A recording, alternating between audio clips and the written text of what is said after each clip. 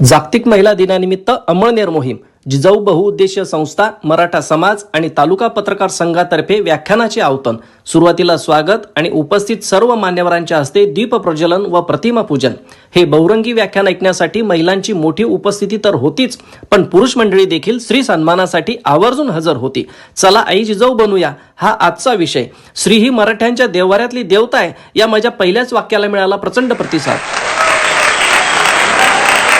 टाळ्यांचा गजर सभागृहामध्ये अनेकदा होत होता, वारंवार होत होता। 1.5 तासाच्या या व्याख्यानादरम्यान अनेकदा उपस्थित महिला खळखळून हसल्या आणि गंभीर विषयांना तितक्याच शांतपणे समजूनही घेतले। या बहुरंगी व्याख्यानामध्ये मला अनेक विषयांना स्पर्श करता आला, याचं समाधान आहे। सारं सभागृह हशा आणि टाळ्यांनी भरून गेलं होतं। वाक्याला रसिक श्रोते दाद देत होते, मनापासून दाद देत होते।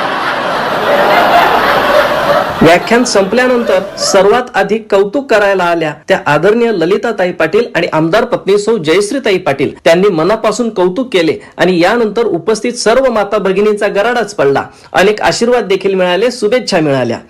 आमचे पाहुणे सचिन दादा शिंदे आणि ज्यांनी मला व्याख्यानाला निमंत्रित केलं ते युवा नेते श्री परागदादा श्याम पाटील यांनीही व्याख्यान आवडल्याचे सांगितले। जो भेटत होता तो कौतुक करत होता, मग साऱ्यांचा निरोप घेऊन